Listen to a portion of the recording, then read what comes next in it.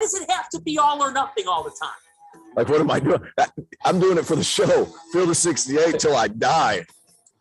This is the Field of 68 After Dark Show, the only place that you need to be for college hoops every single night. Welcome to the Field of 68 After Dark. And boys, I gotta say, nights like tonight are why this show exists. This is what college basketball fans live for. The madness has been insane.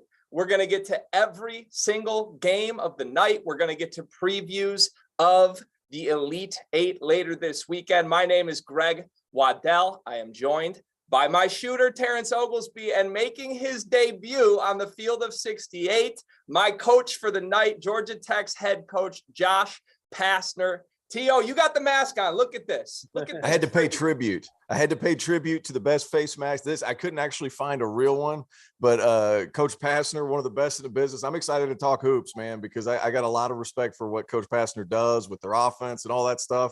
But there's a lot of great games tonight too. So there's a lot to break down. I'm about to take this mask off here in about 2 minutes, but I had to show respect before we got started. The only thing well, first of all, thanks for having me on. It's an honor to be with everybody, and this has been great. Of course, I followed you guys for this entire year. I mean, for all the different coaches you've had on and everybody's on. And I'm really glad Goodman's not on. I mean, because he really – if you asked me that Goodman was going to be on, I'm not doing it. So once I knew Goodman wasn't going to be on, I was all in. So but I really appreciate it. And the only thing Terrence is missing is the sideburns. I can't grow those. I can't grow those. So that go ahead and throw me off a cliff there. I can't grow the sideburns. I don't have that ability, but good on you. If I could, I would, but it's not happening. While we're talking different levels of facial hair, I got to be completely honest, gentlemen. About an hour and a half ago, I seriously contemplated shaving the sides, going full mustache in honor of Doug Edert for this show.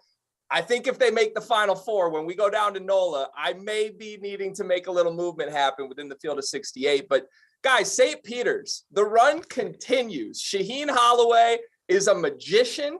These guys play so hard, so relentless. And T.O., you were saying before we jumped on this call, they took Purdue entirely out of what Purdue normally does well. They used it against them to get the victory tonight.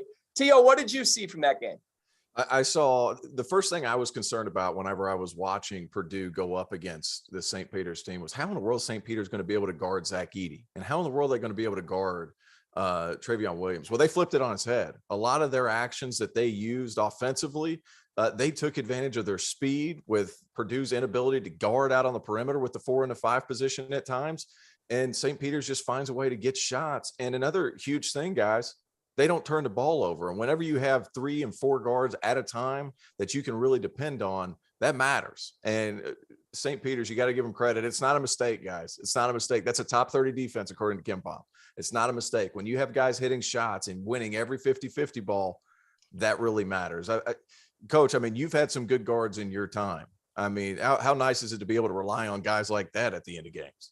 Well, first of all, you're exactly right. I mean, it's been an incredible story on St. Peter's and what they've done and Coach Holloway and they've beaten 3 really good teams and 2 teams, you know, in Kentucky, who a lot of people were saying was a real possibility of winning the national championship.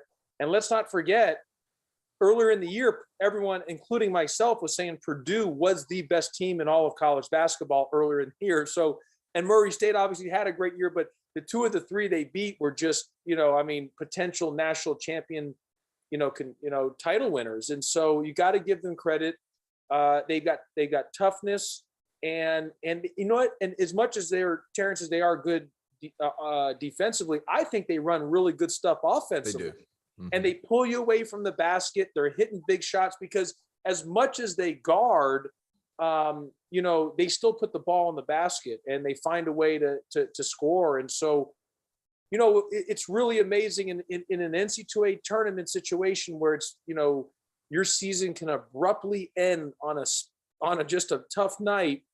What St. Peter's is doing is really incredible. And they'll give North Carolina a run for their money. I mean, that's not going to be an easy out. You think this is just going to be easy. It's not. And so, And as you guys know, as it gets longer in the game and closer to the end, and that score is tight, the fans and the momentum shifts to St. Peter's, and the tightness and the pressure goes on the team that's favored. And that's what's the incredible dynamic of what you're seeing, live in action as things are going throughout this tournament.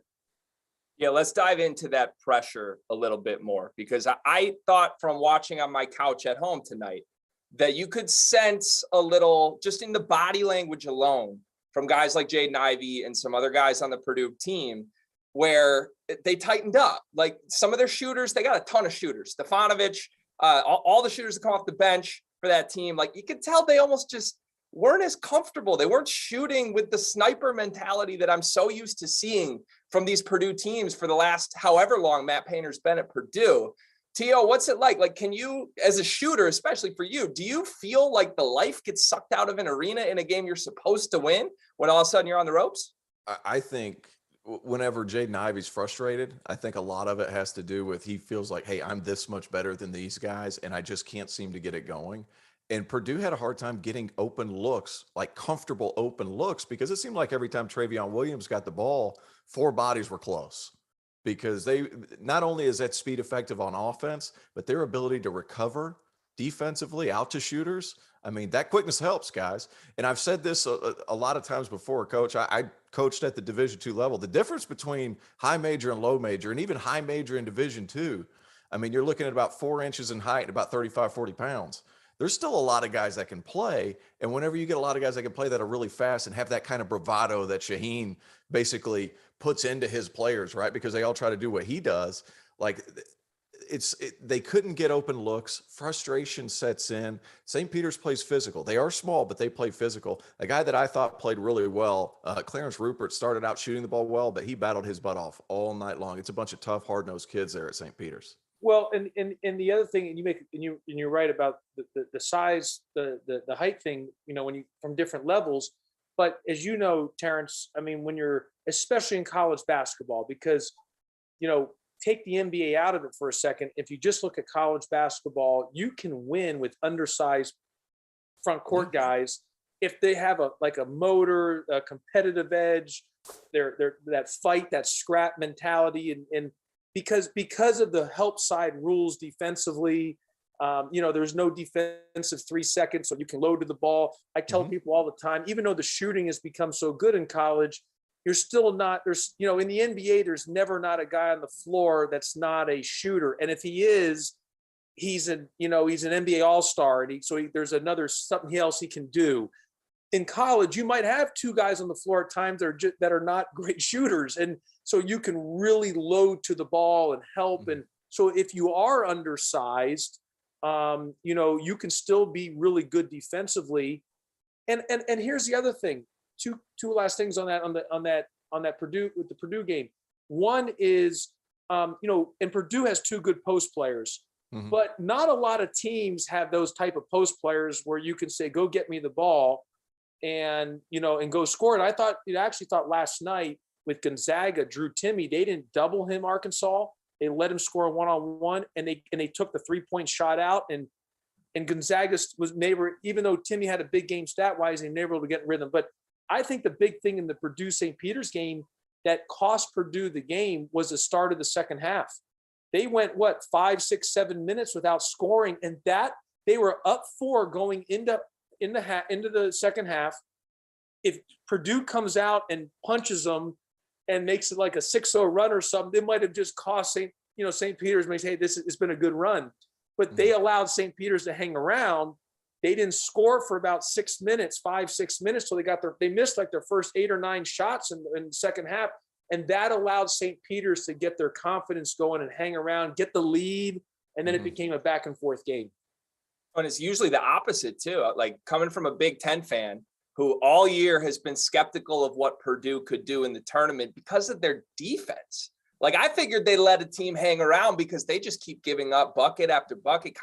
They let Chris Beard's Texas team sort of just chip and chip and chip back into that game. Not the case tonight. Like St. Peter's did enough offensively, but it's not like St. Peter's was coming down and running and gunning and getting wide open looks every time. St. Peter's really made it tough for the best offensive team in the country in a way I don't think anybody really expected.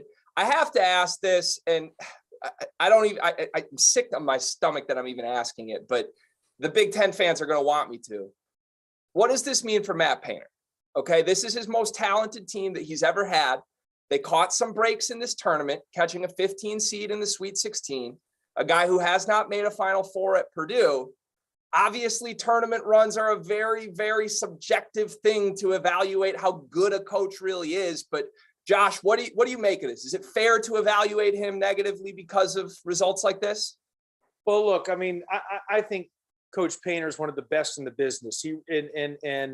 I mean, he's as good as there is in the entire country. And you look at the success that his program has had for so long, just constant success. And you guys know, get the tournament is, I mean, yes, you have to be, first of all, you have to be really good to get there over the longevity of the season. But then once you get there, there's a lot of breaks that have to go your way. And sometimes it just, and for example, for Coach Painter to get to the Final Four, because he's made multiple Sweet 16s, there's been a couple breaks that just have not gone their way. You look at the Virginia game a few years ago, Virginia probably should not have won the national championship. Purdue should have won that game. If you remember that, I mean, off that free throw box out, the ball got kicked out and the one kid hit the shot. And so, they've just had some things that have not gone their way, and the same thing tonight, some things did not go their way. Look, I get it. We're all in this, and all the marketing and the commercials and the ads, it doesn't say road to the conference championship. It says road to the Final Four. And that's where the focus is. And so when you get to multiple tournaments, people then expect you to get to the Final Four eventually. When you don't go to the tournament, then they expect you at least to get to the tournament. I mean, that's just a cycle that we're in. I think Coach Painter is one of the best in the entire country. He's one of the most consistent coaches. Their teams are so well coached. I thought they were the best team in America earlier in the year. I just think it's so hard to advance and to win and to get to the Final Four. I mean, Gonzaga is a prime example. I mean, how good have they been over this stretch run, but they haven't won a national championship. It's just so hard to do. As great as Coach K is, I mean, he has 5 of them, and which is amazing, but he's only 5. If you think about only 5, and when you say only 5, I mean, that's an incredible amount. It's just very, very hard to do. And I think that's where, and you know what, but that's what makes college basketball, and that's what makes sports great, is the fans wanting more and more. And that's what makes the excitement of it all as well. I love Paint. I just want to say that first and foremost. I think like an offensive genius, sure, but when I can understand also some apprehension from a fan's perspective. And Josh, I'm just going to say it because I'm not a coach anymore, so I feel like I can be a little bit more off the cuff. I could see why people were disappointed. This team had all the tools. They had shooting on the perimeter. They had an elite athlete in Jaden Ivey. They had big guys that nobody could hang with. But it just seemed like it just didn't come together for some reason this year. And this team, even though they had mega size, they had some defensive liabilities, and you saw those tonight. Like that big size, we've moved a lot to small ball these days. Like the Big Ten's kind of it's in by itself because a lot of other conferences play a different way. The aircraft carrier belongs to the Big Ten, so that makes it different. But is it conducive to winning in the NCAA tournament, having that one big guy? A lot of people are taking advantage of that. It's just defensively, this team had a lot of issues. And moving forward, I mean, this is the worst defense he's had since 2015, according to Kim Pom. And with these kind of athletes that he'd had all over the floor, you would expect them to be a little bit better. Is this a disappointment? I would say it's close, because coming into the season, I think everybody thought Final Four. I think everybody thought for sure Elite Eight. Defensively, they just couldn't get it together, and you couldn't get full buy-in from Jaden Ivey on that end of the floor for some reason. Yeah. And I think from the fans' perspective, they tell you 0 banners hung this year. No conference regular season title, no conference tournament title. Decent number of breaks in the tournament with who you play. Doesn't shake out. I'm honestly surprised. This team was incredibly fun to watch. But as you said, Josh, that's what makes college basketball both a cutthroat thing and a beautiful thing. Because hey, Coach, I just want you to know too. Greg's a huge Michigan guy. Oh, So God. so it's important that we point this out. He's a huge Michigan guy. Hey, we weren't gonna say that, T.O. Okay, I'm still in mourning. Okay, I'm putting a happy face on, but here we are. Well, and even for like a team like Michigan, I mean, look, I mean, they of course they had this stuff earlier in the later part of the regular season, but they were, I'm sure, Greg, you're sitting there going to Selection Sunday. Are they even going to be in because they lose to Indiana and then they get in and they were down to Colorado State. They beat Colorado State, and you guys know Tennessee. Everyone going in, including myself, I thought they were underseeded. I mean, they should have been a higher seed, and all of a sudden they played Michigan, they lose, and and Michigan played well for the most part yesterday, and they missed some free throws, obviously. But again, that's what you just don't know how things are going to be moving in the tournament, and that's really what makes, because you're dealing with 18 to 23-year-olds. You just in a one-game scenario that it just makes it so darn hard to even get to the tournament and then even to win and keep advancing. Yep. It's the beauty of March, and that's what makes this St. Peter's run, frankly, so special. And one of the key cogs in this special run for St. Peter's is Mr. Doug Edert, the mustachioed magician. And our own Rob Doster got a chance to talk with him right after St. Peter's incredible win against Purdue. Check it out.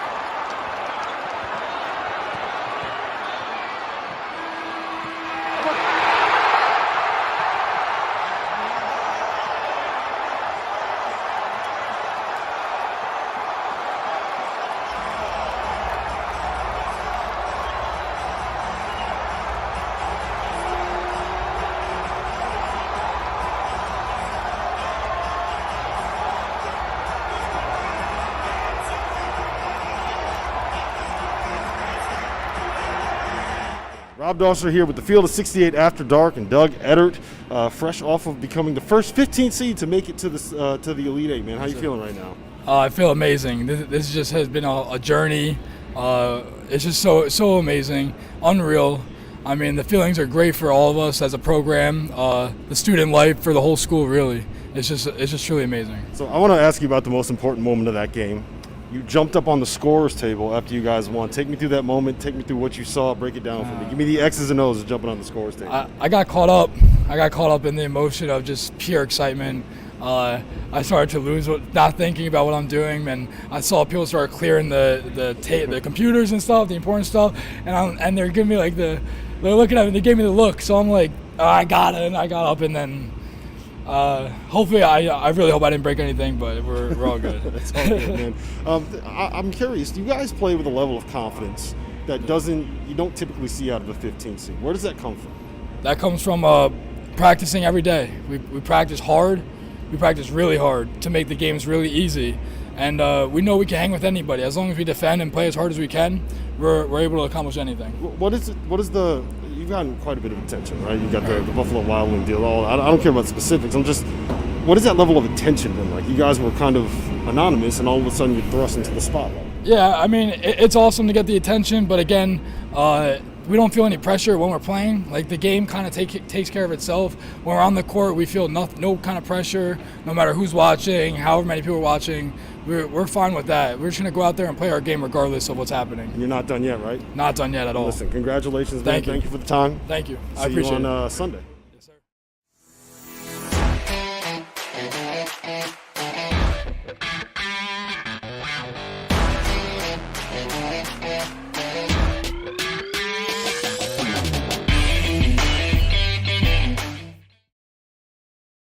Man, I can watch that kid for as long as he will allow me to continue watching him. He's the face of March right now. Hopefully we'll see him in person in a week in New Orleans, maybe. Although there's a team who's going to stand in his way, who we're going to talk about next, the North Carolina Tar Heels, who had a huge win tonight against UCLA. That's coming up next on the Field of 68 After Dark. Clear for 90. All right, Dagan, how's the chat looking right now? Yes. Is it popping for us? Yes, it is. And a lot of talk in the chat. It's going to be my first question to you guys. As you said earlier, Greg, we have 2 ACC guys on with us tonight.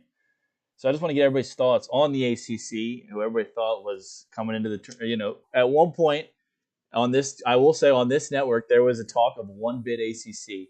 And now look at where we are. So that's my question to you guys. Thoughts on the ACC throughout the tournament so far? Go ahead, Josh. I'm gonna let you take that one. I feel like I've done my battle on this one, so I'm gonna let you do it. 1 minute. We'll do it when we get back, or do it now. Go ahead right now. Right now. I mean, no, I've been saying it. The issue is that people think that Duke and Carolina are in top 5 in the AP poll, then the league's down. And yes, maybe we don't have the top tier like a couple years ago. We had 3 number 1s. I get that, 3 number 1 seeds, but the parity from 1 to 15 has changed more so than ever. 30 seconds. And the league lost a lot of guys on the transfer portal into the pros again last year. And so, but I was telling them, the league's good. The problem is 20. we can do good in November. I mean, as overall as a league, and we don't get credit for trying to get better as the league as the season went on. 10. ACC relied on transfers and freshmen more than other leagues too. I Yeah. think that's a big part of it 5. also. Yep. 2, 1.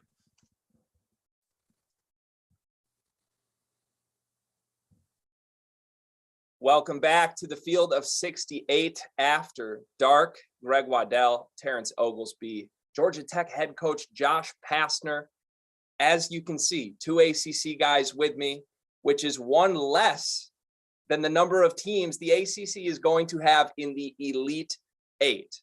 Look, this very show did a whole lot of talk about 1-bid ACC. T.O. is nodding his head because he was fighting the good fight all season long. And here we are with a very real chance that the ACC is going to get multiple teams to the Final Four in New Orleans. One of those teams, the Tar Heels, knocked off the UCLA Bruins tonight in an explosive game, 71-66. But I think that final score hides the fact that there were 5-minute stretches of this game where these two teams were trading buckets every single trip down the floor.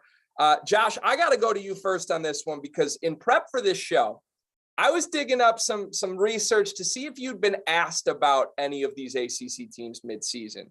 And I want to take you back to January 17th of this year. And I'm going to read a quote that you said real quick. You could probably recite it for me at this point because you know what I'm about to say. But this is Josh Pastner in January. Anyone not having North Carolina top 10 in the country, you're missing something there. They could go to the Final Four. Duke and North Carolina could win the national title. And you were told you were crazy at the time, Mr. Pastner. Now would be the time for me to hand you the torch, and you can take your victory lap, my friend. Well, one is a lot of people were, and I appreciate you pulling that quote out to show that I wasn't as crazy as people thought I was. I know I wear the face shield and everything else at times, but I still think I know what I'm talking about here and there. But look, and I've said this many times to many people. People look at the ACC, and Terrence knows this better than I do. I mean, he was been in the league before I was here, and so he understands this, like I said, better than I do. One is if Carolina and Duke are not in like the top 5 of the AP poll or the coaches poll every year, and then all of a sudden the narrative is that the league is down, and I think that is such a 1990s, early 2000 mentality, and people's got to, the narrative's got to get past that. The league has changed. It's 15 teams. There's so many good coaches in this league, and there's so much parity in this league, and obviously the way the amount of pros that the ACC loses every year, transfers, freshmen, and so our league might be a league that gets better as the year goes on. And when we played both. Obviously, we played Carolina and Duke, but when we played Carolina, and when I got done playing them, I was like, and I thought we played well against them at the Dean Dome, and we played well both times. Even at our spot, we played well, and they crushed us both times. And I let me tell you this: I know when we've played bad and a team beats us, But there's sometimes when you just play well and the other team's like, man, this team is really good. I understand it was people were getting on me because after the second time we played Carolina, they smashed us. And like I said, we played well. They were just incredible. But the next two games they played at Miami and at Wake Forest, and they lost by 30 in both games. So people are thinking, who is this team? And I couldn't understand it either. But I figured when you played them, man, that starting five was so good. And like their guards are so good. And you could easily have made a case that Baycott could have been player of the year. And Manick, like that guy isn't a 6'6" shooter. He's 6'10", and he gets it off so quick.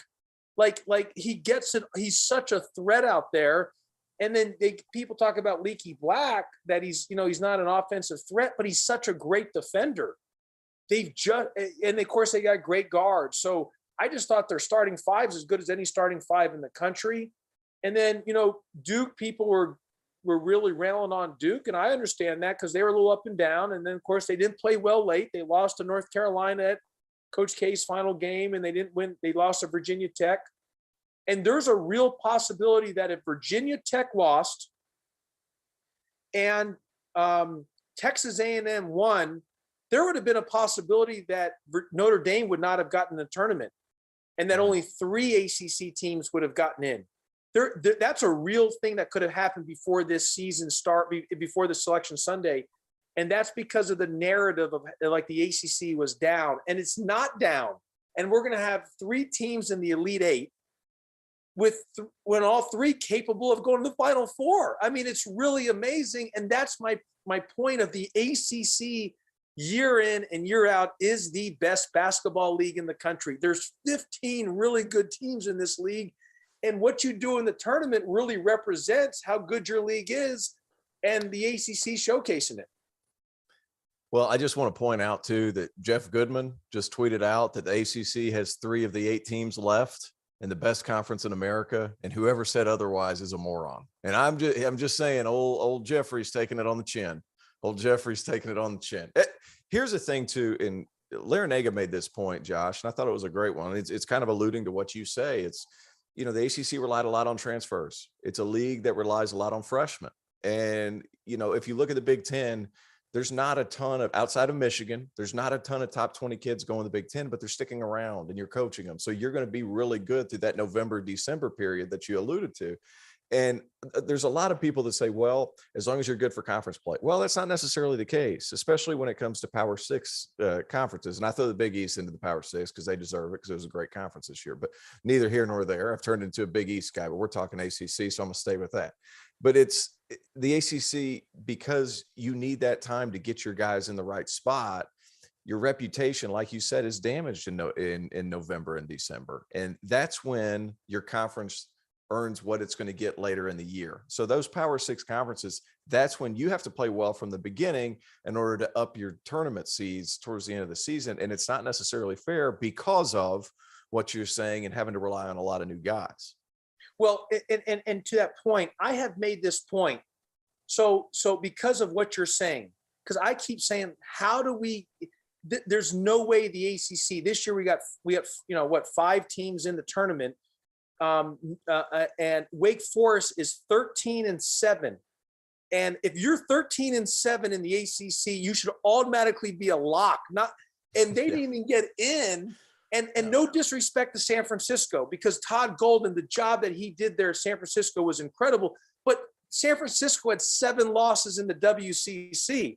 I would put the ACC against the WCC any day of the week. And so what I'm saying is, if you have 7 losses in the WCC and you get in, and you have 7 losses in the ACC and you don't get in, there's a problem. And it's not against the WCC. It's the problem is, how does the ACC fix that? Because that needs to be fixed. And so my solution, and I've said this, I've been beating this to anybody who's been listening to me. I've been beating on the chairs and the tables and telling everyone, the commissioner and other coaches, I think we've got to, and I don't know it's going to be able to be happening because of the TV stuff, but like we should move the ACC Big Ten Challenge later, like the SEC Big 12 Challenge. Yeah. It needs to happen later. Playing it earlier is not helping us. we're better. We're a league that's better later. Should we play less non-conference games and play more conference games?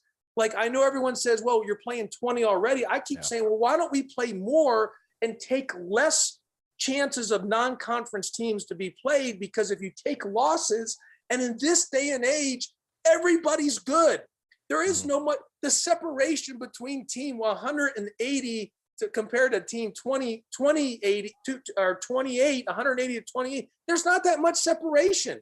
Everyone's good now these days. So the more you play in non-conference, and if you do take some L's, it hurts the narrative and it hurts your opportunity to get more teams in league. So I'm saying take the gray area out of it. Play 28 league games in the ACC. Everybody play home and home. That's 28 league games. You play the ACC Big Ten Challenge is 29, and you still got a 2-game MTE. I don't know if any coaches, they think I'm crazy when I say that, but I'm telling you that right now, 20 league games has not got us the most teams in the tournament. We had more teams in the tournament when we were at 18 league games. We're not going backwards. So if we're not getting more in at 20, then do we need it? If we're not going backwards, should we be adding more to give us more of a chance to get us more teams in the tournament? Because 20 is obviously not getting us enough in the tournament when considering our league, what I believe hands down is the best college basketball league in all of college basketball. So I think specific to North Carolina, to sort of twist this, I think what hurt the perception of them and maybe also contributed to the negative perception of the league as a whole was the fact that in their non-conference, they really had 4 marquee attempts at wins. And it was Purdue, it was Tennessee, it was Kentucky, all 3 of whom, looking back on it now, I mean, those are 3 teams full of killers. You can't really blame them for competitive losses to Purdue and Tennessee. And then Kentucky was a blowout. But again, Kentucky blew a lot of teams out this year. North Carolina's one big win was my Michigan Wolverines. And for halfway through the season, that win meant nothing to people. So, you know, I think there was a little bit of unfair, harsh judgment throughout the entire season to this conference and to North Carolina specifically. But at this point, though, let me ask you guys this. Is there a backcourt in this tournament that you would take over North Carolina's backcourt right now of teams that are remaining? I mean, Caleb Love and RJ Davis are out of their minds. One of them just goes nuclear every single game right now. T.O., what do you think? No. Better than those 2 guys right now? I don't think so. RJ Davis's emergence has correlated directly with how well Carolina's been playing over the last month. And I think a lot of it, like Caleb Love has his games where he was explosive tonight. He can score in bunches, but he's not the guy out of those 2 guards that's going to make his teammates better. I think one of the big reasons Carolina and Brady Manick in particular have been much better is because the ball's been in RJ Davis's hands a lot more, right? And he's coming off ball screens and he's pushing the pace. He's not this big, strong physical point guard that Ty Lawson was once upon a time, but I'm convinced that he's every bit as quick, because sometimes he gets into the paint and it's so fast and he's able to spray out to all those shooters. Those guys are just playing so well. And Armando Bacot's just going to Armando Bacot. Like, that guy's a beast. But there's no 2 guards right now left among these 8 teams that are as good or playing as well. Maybe St. Peter's. I would throw them in the mix because they are playing unbelievable basketball. But as far as a single 2 that you could throw out, I would doubt it. And Terrence, you're right. And how many times have, you guys know this, everybody knows this, when you talk about having a chance to go deep in the tournament or win a national championship, it's all about guard play, having great, what guards are playing the best. And as you mentioned, Terrence, the as of right now, and St. Peter's guards are playing as well as anybody, but North Carolina's guards are as good as anybody. And let me tell you why Duke's in the Elite 8.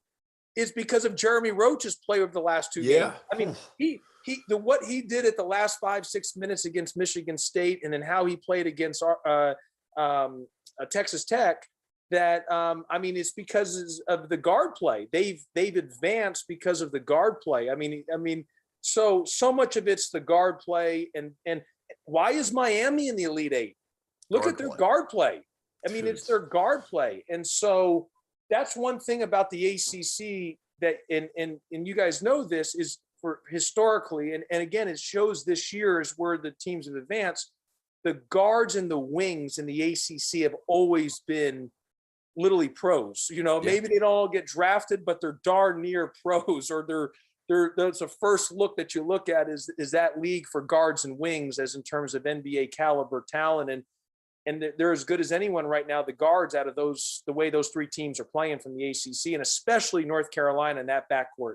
If Love and Davis continue to score the ball like they're scoring, and those two are playing off each other like they're playing, they're really hard to beat. And as you mentioned, Bacot in the middle, but when you have Manick as a spacer like that, it just opens so much of the floor, because you have to guard Manick. Like you're literally playing 4-on-4. And that opens more space for guys like Love and Davis, because there's more opportunities to penetrate, to get in the paint, more opportunities for Bacot, because whoever's guarding Manick, you can't help. You've got to literally stay connected to him. So the court opens up even more because it's 4-on-4. Mm-hmm.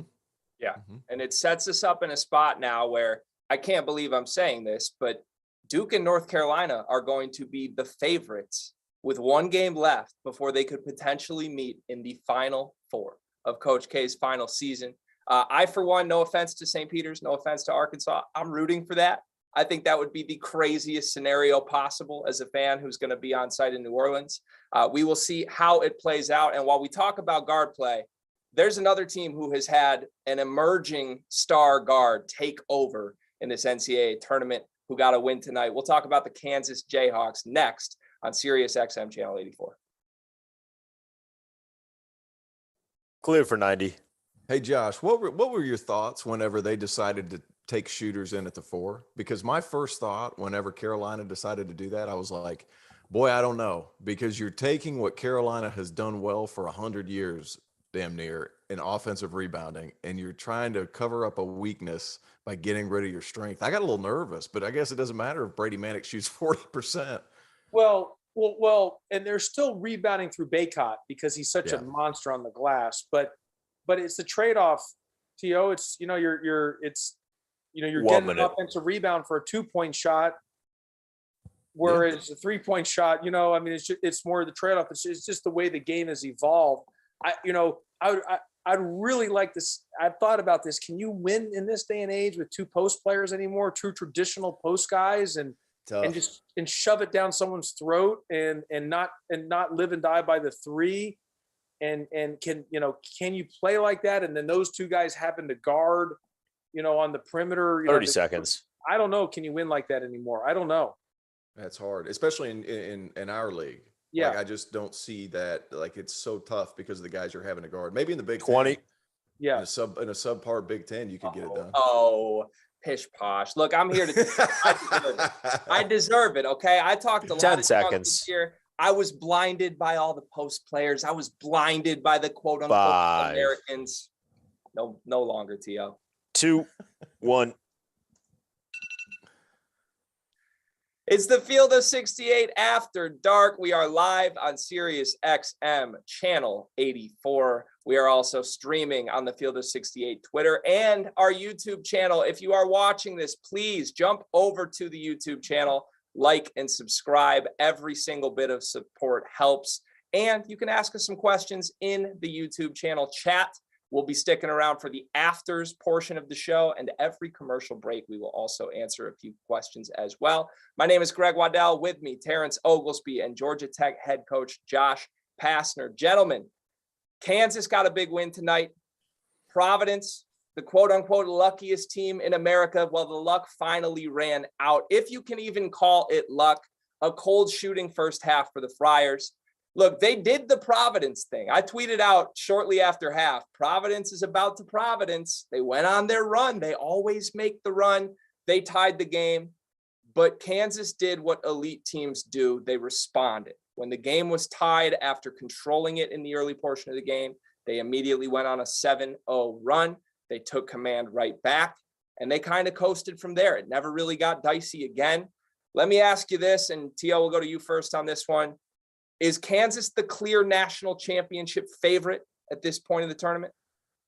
Oh, man, I think they're the betting favorite. I know we're sponsored by Bet Rivers. I'm not sure if that's the answer or not. But I will say this. If Remy Martin plays like Remy Martin played tonight, Like, they are so tough because he brings that X factor, that spurt ability that Kansas has kind of lacked this year in Big 12 play. Like, whenever they have an off day, and most of their guys had an off day today. Ochai Agbaji, who's a first-team All-American, I think that's pretty easily said.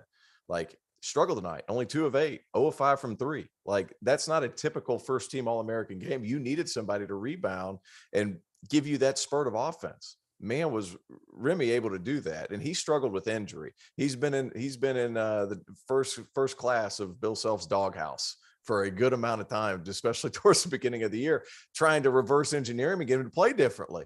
But his spurt ability, his speed with the ball, he hit some tough shots whenever they were struggling. And without him, I mean, it could have gotten dicey. But here's the thing about Providence. It's hard to call it luck, but there have been times this season where they've struggled to score. And that's when Bynum has been their version of Remy Martin. Like, that's kind of these two teams, when you put them side by side, player for player, they actually matched up really, really well. I expected this game to be close because you got Justin Minaya, Ochai Agbaji, who, by the way, Justin Minaya defended his butt off tonight. That guy can really guard. I don't know if you guys played South Carolina while he was there, coach, or not, but that dude, he can sit down and get in a stance. He is really impressive on that end of the floor. It's a Kansas team, and Josh has had some big-time guards. Jose Alvarado is one of my favorite players to have ever played in the league. Having that guard who can take over a game, it changes things. Well, yeah, and right now, T.O., Kansas, they might, they're only the number 1 seed remaining, so you would say just by that, I mean, they're the favorite to win it all. But are they the best team of the ones remaining? I mean, of the remaining teams, who's to say? It'll be interesting in the Elite Eight game on Sunday versus Miami because of Charlie Moore. I think Charlie Moore, because he played at Kansas, it's in Chicago, it's in Chicago, and where Charlie Moore is from. So he's going to have a real chip on his shoulder in that game. So that will be interesting.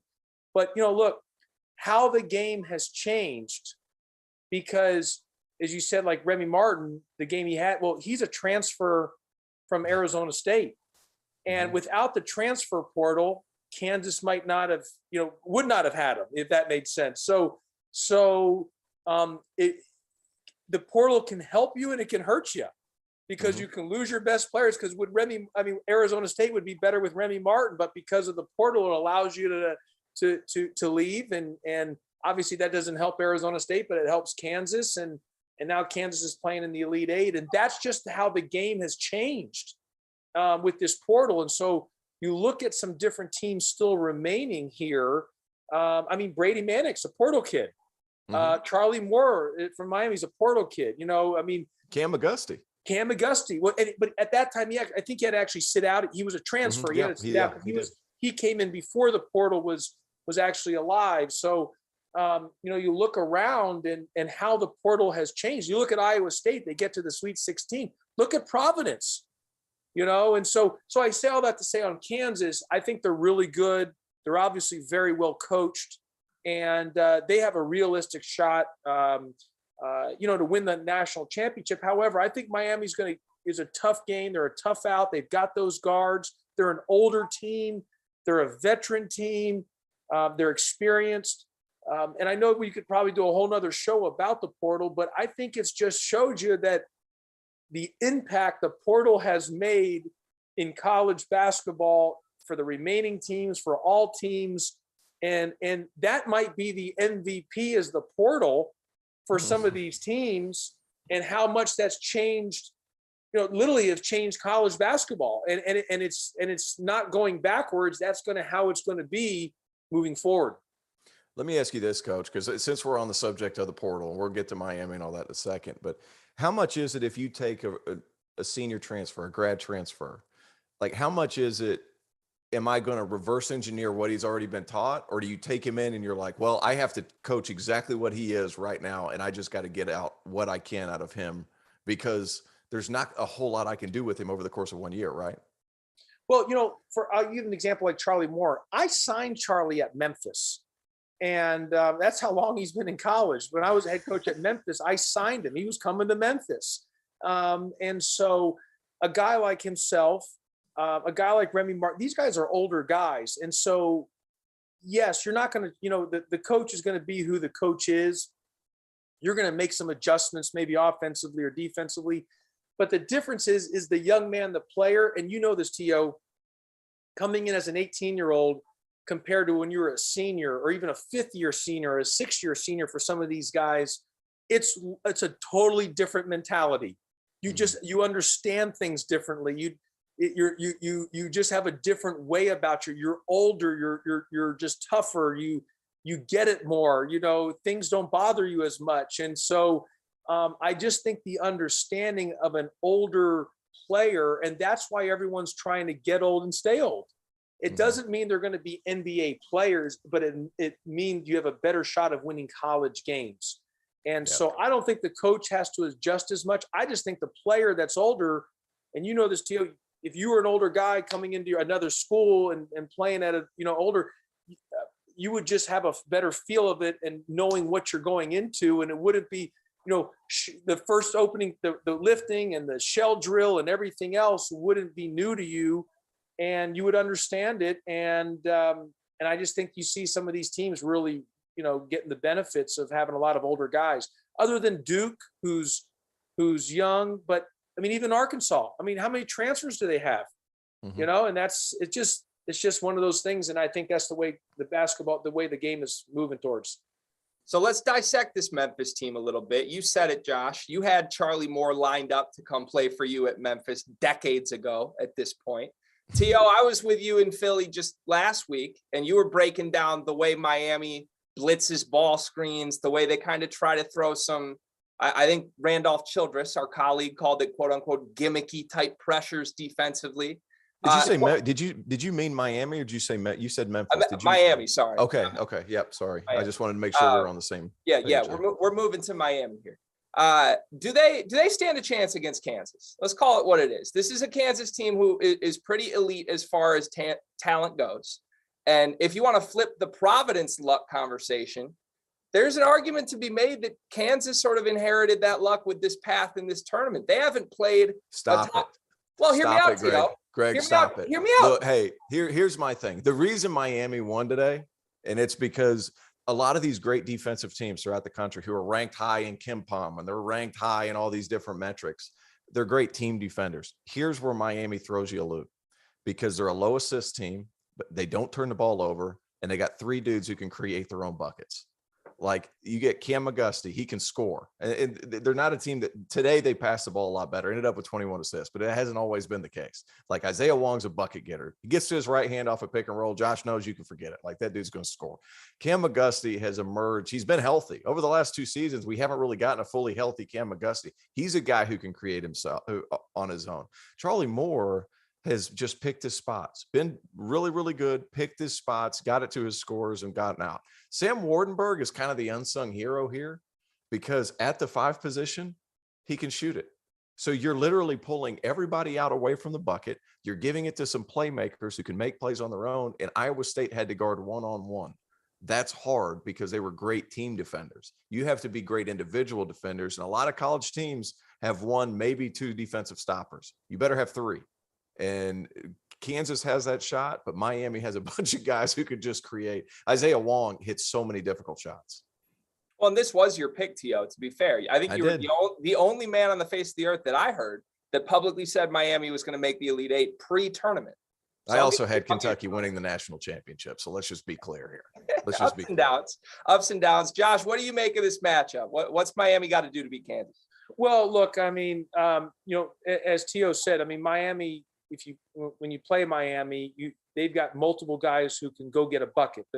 And I always like to say they're a team that can score in late shot clock. Like they can score early in transition and stuff, but there's not a lot of teams in college basketball that are really good when there's late clock and you see what happens. There's a bad shot and you're just kind of that, and it really ends up being a turnover in the other direction, and because it's not a good shot. Miami is one of those teams that actually thrive in late shot clock because they've got multiple guys who can just ISO you and go get a bucket. And so, as Tio said, you get Wong going to his right, and you can do all the scouting you want and say, hey, force him left and don't let him go here. It's just every team has played them tries to do that, or every team says to do. They're a hard team to play against because of their perimeter scoring, and I think they're really good defensively this year by forcing teams into turnovers, and they're not real big, but they space the floor. And the reason they've been able to get to this point, now I haven't seen the box score from today, but the first 2 games they only had 7 turnovers. So I don't know what they had today. So when you are not turning that thing over, and you're getting shots like they get shots with their perimeter guys, they become hard to beat. And I don't know if you had that there, Greg, if they're turned. Yeah. They had 14 tonight, but they turned Iowa State over 18 times. They turned them over 18 times. So they had 14 tonight. But so I think that's going to be a key because they are really good at turning teams over. So I think that will be the key versus Kansas is the turnover game, because whoever's getting more shots between the two is going to end up winning the game, because both are capable. They got guys that can go get buckets. And I think whoever gets more shot attempts or less turnovers is going to have the better chance to win. I think it's going to be a really good basketball game on Sunday night. All right, you just heard the in-depth breakdown of Miami against Kansas. Coming up, we're going to give you our picks for every single Elite 8 game, rapid fire style on the Field of 68 After Dark. Wait for 90. All right, real quick, we got a quick friend that we need to call out here, and that would be the good folks at Honey, T.O. and Josh. Need that. Need that. Today's episode of After Dark is sponsored by Honey, the easiest way to save money when shopping on your phone or your computer. Have you ever been in this spot? You're shopping for something online. You get to checkout, and when it asks you for a promo code, you start Googling frantically, trying to find a way to save some money. Well, thanks to Honey, manually searching for coupon codes is a thing of the past, because Honey is the free tool that scours the internet for you and finds the one that best fits your cart. Here's how it works. You're shopping, you check out, the Honey button pops up, you click apply coupons, you wait a few seconds, you watch the price you pay go down. I'm not going to lie to you folks. Tonight, as soon as St. Peter's beat Purdue, I was frantically Googling, trying to find the cheapest Doug Edert jersey that I could possibly find. Honey made it easy. They brought that price down, and I'm just hoping it gets here by the time I have to leave for the Final Four. So if you don't already have Honey, you could be straight up missing out. By getting it, you'll do yourself a solid, and you'll support this very show. I would never recommend something that I don't use. You can get Honey for free at joinhoney.com/March Madness. That's joinhoney.com/March Madness. Dagan, anything great from the chat we need to get to before the afters? 5 seconds. Nope. We've got 5 seconds. 2, 1. It's the Field of 68 After Dark. We've got 6 minutes left, gentlemen. That means you're on the clock. We're going rapid fire mode. We're going game by game. We're making predictions for the round of the Elite 8 that kicks off tomorrow. Let's start at the top of the bracket. We've got Duke against Arkansas, the must bust. T.O., who you got? The way Duke played, I don't think they missed a shot in the last 9 minutes. And those guys, plus Jeremy Roach playing the way he is, he's going to need to play well because Arkansas can turn up the pressure defensively. Give me Duke because of that elite talent level, and they can really score it whenever they're locked in. I got my notebook here, T.O. I'm making a tally Don't for how many follow me. ACC teams you pick here. I just want to make a note here. All right. Josh, who you got? You got Duke or you got Arkansas? You know what? I'm going Duke. I'm with you. I would love to, as good as I think Arkansas is, and maybe my gut tells me Arkansas might pull it off. I'm in my heart, I'm going with Duke. I think the storyline of Coach K getting to the Final Four, I think it's going to happen. It's going to be pulled through, and I could see another week extended for Coach K. I see Duke making it to New Orleans. Because that's all we need, Coach, is more Coach K stories. That's all we need right now. Sorry, you're not saying that. I am. He's won over 1,200 games. Yeah, he's earned is the way I look at it. Yeah. It seems like destiny at this point. I'll make it a clean sweep. I'll take the Blue Devils as well. All right, in the game right below that, I alluded to it earlier, but we could be looking at North Carolina, Duke in the Final Four. Carolina has to get past the Peacocks, though. It won't be National Peacock Day like it was tonight on Sunday when these two teams play. Can St. Peter's pull it again? Can they do it, Josh? Do you think? I think St. Peter's can really give North Carolina a run, and I think they're gonna stress North Carolina out. But and it's gonna be a really good game back and forth. But I just think in the end, North Carolina is just their starting five, their size, their guard play, their shot making ability, Manic making threes. I just think that's going to put them over the hump. Them as well will be in New Orleans for the Final Four. That would be nuts. But here's what scares me about Carolina playing St. Peter's is they're going to be able to run a lot of the same stuff that they ran against Purdue's fives, because Baycott isn't entirely comfortable out there on the perimeter. So they're going to be able to run some of those flared pins and all those things and then get Baycott in some precarious situations. I do think that Baycott has a little bit more nasty to him, so I don't think those 50-50 balls are going to go as much in the way of St. Peter's as Purdue let that happen today. I think Carolina's going to win. It's another clean sweep, and again, another tally for TO's ACC teams here, 2-0. Keep count. We will. We'll see. You love Miami. You gotta let me flourish, baby. You gotta let me flourish. You guys have been on me all year. Here I am winning. Well, the problem is right now we don't have any Big East versus ACC, because the people tell me you're a Big East guy too, T.O. Maybe that comes in the Final Four. We'll see when we get there. I'll go Tar Heels as well. ACC on the left side of the bracket. That's crazy. Congratulations, gentlemen. Let's move to the right side of the bracket, though. We'll start with the third ACC team, Miami, Kansas. We just broke down the matchup. Are either of you going to pick the Hurricanes to pull the upset? T.O.? Oh, you're going to go to meet on that one. I'm gonna say no, because I think as good as Larinaga has been, as good as those guards have been, Ochai Agbaji, he's not going to go 2 of 8 again.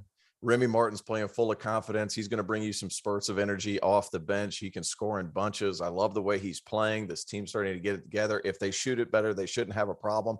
But like Coach said, turnover battle is going to be the key. Give me Kansas, because I just think Bill Self's just going to figure out a way. Josh? Yeah, I agree with T.O. there, that I just think Kansas is going to end up pulling it out. As much as I would love to see Miami get to the Final Four and have 3 teams in there, I just think Kansas is going to find a way to get it done. They're really good. I think they're playing well right now, and it'd be hard for them to get beat in this game. Miami will give them a run, but in the end, Kansas will pull it out. All right, you ready for this, gentlemen? I'm going with the Hurricanes. I'm going with I like it. Miami. I'm doing it. Okay, I'm a skeptic of this Kansas team. I really am. This is the number. When I said the lucky run like Providence for them, they're going to play their 4th game in this tournament, and none of those 4 teams are top 30 teams in the country on KenPom. They didn't have to play 4 games in a row in the Big 12 the entirety of the conference season without running into a top 30 team. Like, this has flipped, and it's been a breath of fresh air for them a little bit. No offense to Providence, because I love Providence. I'm the biggest Friar guy there is. That team won me a lot of money at Bet Rivers this year. But I like the way Providence is playing. They got some swagger, and I think Kansas is vulnerable, so I'll take the Hurricanes. We've got less than a minute left. Actually, we've got 20 seconds left, so one word. Houston, Arizona. Who wins? T.O.? One word. One word. Villanova. Josh? I want to go Villanova. I'm taking Houston. We're split on that one as well. All right, this was the Field of 68 After Dark. Stick around for the afters. Greg Waddell, Josh Pastner, Terrence Oglesby. Thanks for watching.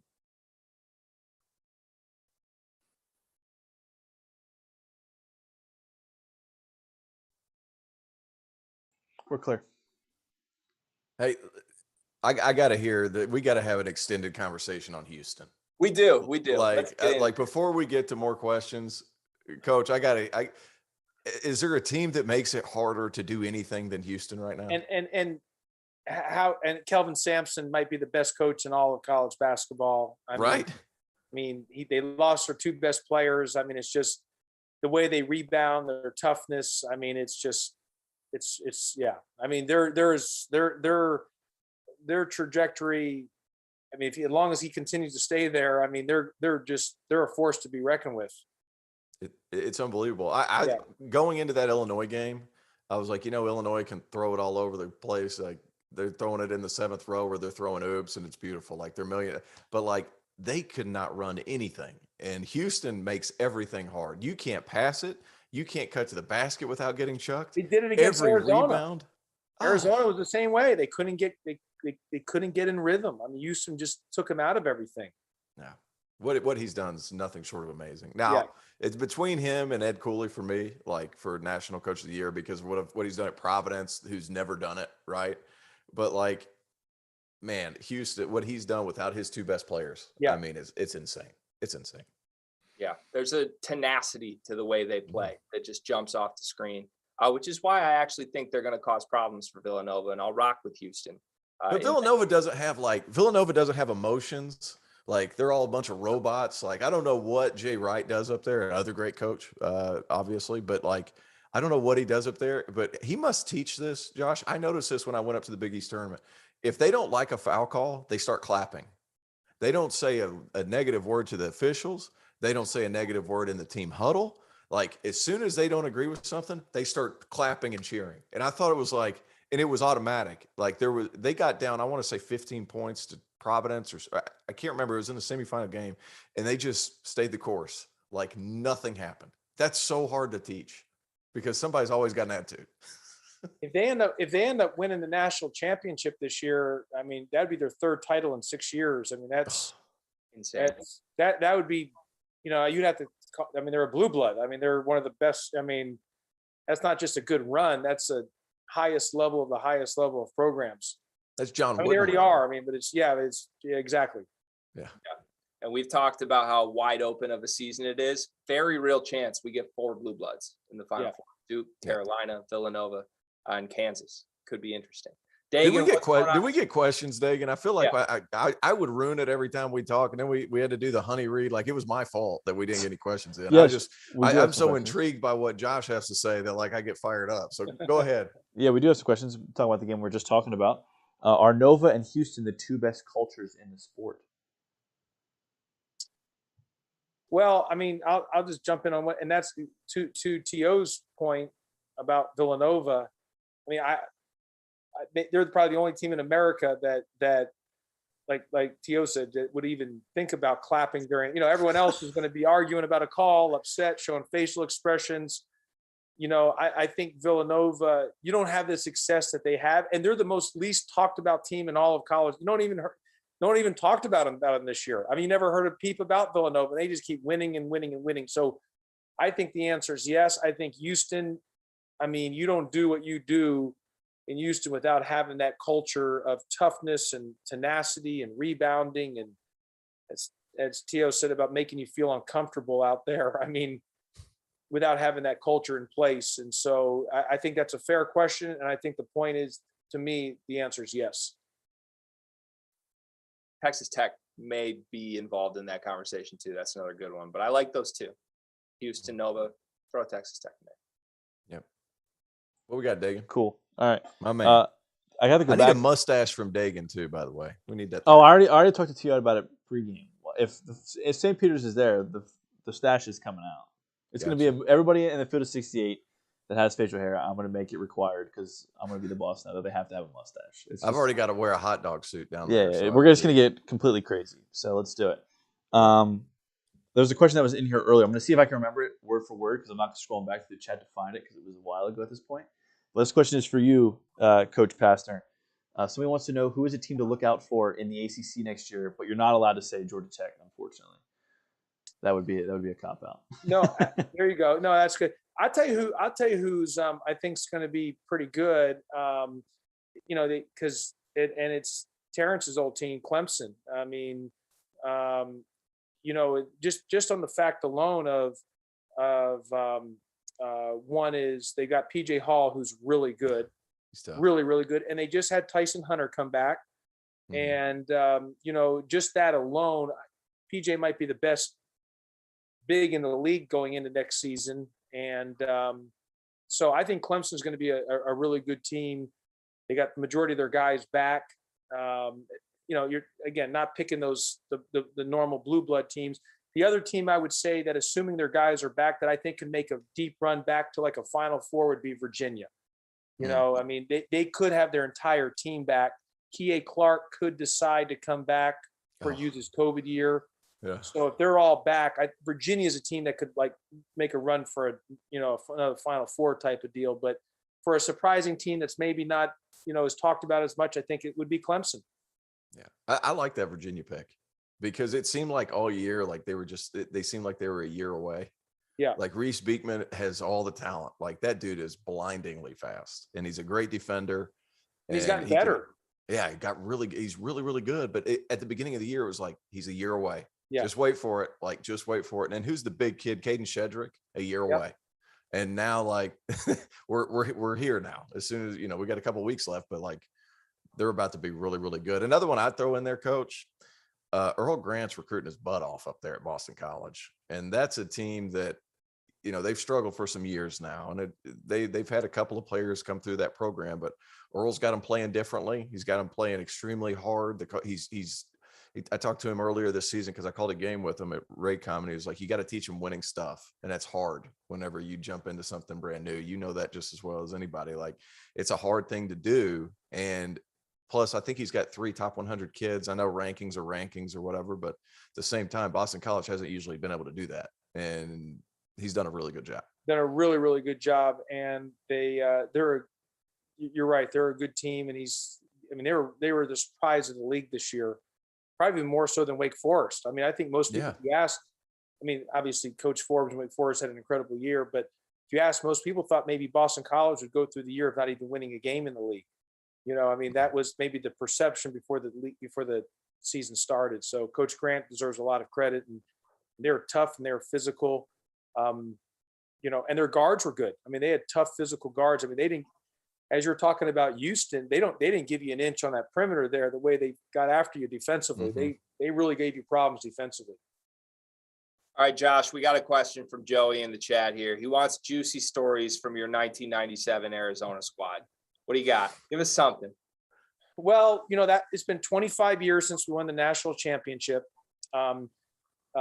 Joey, what I would tell Joey is I have plenty of stories. Thank the good Lord that there was no cell phones or social media at the time, so no, it's a good group of guys. What was interesting in that team, we beat 3 number 1 seeds, Kansas, North Carolina, and Kentucky, 3 winningest programs. We're the only team to ever beat 3 number 1 seeds, win the national championship, only team to ever do that.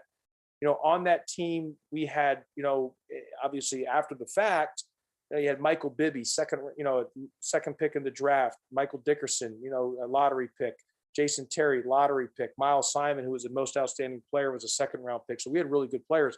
What was interesting is the very next year in 1998, we had the entire team back, and we were the best team in the country by far, hands down. We should have repeated. And again, shows you how hard this is. And we played Utah in the Elite 8, and Coach Majerus, we made Coach Majerus famous on that because he played the triangle in 2, left Michael Dickerson open and Jason Terry open, and they couldn't make shots. We were missing like crazy, and Utah ended up winning the game and stopped our chance to go to 2 and win back to back. But those guys are great guys. They're still my dear friends. And because they're my dear friends, those juicy stories got to remain in the sealed closed box. I'm just telling you, it's really good that there was no cell phones nor social media around at that time. Hey, I got a question. So I'm watching online the other day, and Coach Orgeron is on with Dan Patrick, and he talks about how he's recruiting Peterson, and he's like, well, his dad was in jail. If he went to Oklahoma, like his dad could see him play, and then Coach O was trying to get him transferred out to Southern California. So I don't know if you have one like that, but you're a recruiting story, something like that. Is there one that sticks out? Well, you know what, in recruiting, that's an interesting story. There's so many of them, and we've tried to, when you're recruiting, and it's a little different now. Mm-hmm. But man, I would do things where I would go, like, literally, I knew when a kid was landing at an airport somewhere for example, in Atlanta, when I was at the University of Arizona, I would fly to Atlanta, wait there, like stalk the kid out, like wait in the bathroom. And as he would be walking by, pop out and see me and hey, and then just pop out. He sees me. He's like, "What the?" And then I get back on a plane and head back to Arizona. I mean, little things like that. I was doing that all the time. I was crazy as a recruit. I was, just trying to be. I was always trying to be unique and different. And the kids thought I was crazy when I was doing. That's awesome. I would go fly in to say hello to literally for 5 seconds and then hop on a plane and head back. I mean, it was stuff like that I was doing all the time. But we got a lot of good players, so it worked itself out, so yeah, I mean, I've done stuff where I've been in a home visit and I'm saying, listen, at any time I'm boring you, here's the water gun, just shoot me. You can shoot me with water anytime. So if you feel like I'm boring in the home visit, just pop me with water. Just hit me with the water gun. Here you go. And they're like, what? There's been times where I've tried to get I've set up in the living room a little goal and try to do like 2-on-2 with the family to show them how we're going to play with the parents, with the kid. And I have the parents and the brother and sister, and I'm saying, okay, set the screen over here, cut back here. This is how we're playing, with the little ball, So I've done stuff like that just to keep it lively. That's awesome. The first thing I thought of when you said you flew to Atlanta for 5-second interaction was like, holy recruiting budget. Yeah, yeah, exactly. But it was commercial. So it was all commercial, nothing private. It was all commercial. I was back in coach. I didn't get any first class. It was back in coach, but and back then there was no Wi-Fi on the plane, so it was just a lot of reading. I have a chance to read a lot of books on the flying because I was flying all over the place all the time. Wow, that's a good one. That's incredible. That's good stuff. We got to clip that one, Dagan. Yeah, that was my next question for you. So with that, I'll let you guys do your 3 cheers, and we can let Coach go to bed. We can do that. All right. I don't even know that we told Coach about this. Coach, we end every show with the 3 cheers. So if you have a hypothetical beverage, that's fine. I've got a little seltzer here that I'll cheers to. So we'll go around the horn. You can pick a player, coach, anything you want, really. Doesn't even have to necessarily be college basketball related. T.O., why don't you bat lead off for us here? I'm going to go ahead and take what I would imagine would be coaches and just to the ACC, baby. I'm tired of the slander. I'm tired of the nonsense. Like, ACC, best conference in the country. What are we doing? What have we been talking about, America? What have we been talking about, Field 68? Enough is enough. We got 3 teams in the Elite 8. I'm tired of the nonsense. Best conference in college basketball. Cheers to you guys and my water. Drink to that. Yeah. For the record, that was mine. You stole mine. I'll jump in though. This might be a first on the Field of 68 After Dark. I'm going to cheers to a losing team. I'm going to cheers to the Providence Friars, my Friars, my Air Friars, my favorite team to watch this entire season. I fell in love with this squad. I compared watching them play basketball to listening to a symphony. Every single game was art. There were ups, there were downs. It made no sense ever, but it was the most enjoyment I got out of college basketball this season. And yet again, even on a night where they could not hit the side of a barn, they battled their way back. They tied the game against one of the best teams in the country in the Kansas Jayhawks. They just couldn't get across the finish line, but they covered. Good teams win, great teams cover. To the Providence Friars, to Ed Cooley, I loved you this year. And I'll do an imaginary one. I'll have imaginary lemonade right here. And my cheers goes to, and that was a great one by T.O. So I'm 100% with you. But I'll go to a cheers to, college basketball being back with fans, the tournament, kind of the activity. I know everyone's excited to go back to the Final Four and be in person and the atmosphere, and for even for like myself, not being in the tournament this year, just watching it all and being part of it. And even as a fan, I mean, just for everything. So glad that that's kind of back to normal, and cheers to that stays for the remainder of our lifetime. And cheers to you, Josh Pastner, for a great debut on the Field of 68. This was awesome. After Dark. You did a great job. It was a pleasure being on air with you. I can tell that our chat loved it as well. We'll have to do everything we can to drag you back on here whenever the opportunity presents itself. So thank you for being here, T.O. Always a pleasure as well. Thank you, everybody, for listening. We appreciate you. Please, again, like and subscribe to everything the Field of 68. is doing. We will be back tomorrow night, I believe at 11 p.m. Eastern, right after the conclusion of the second game tomorrow night. And we will see you there on the Field of 68.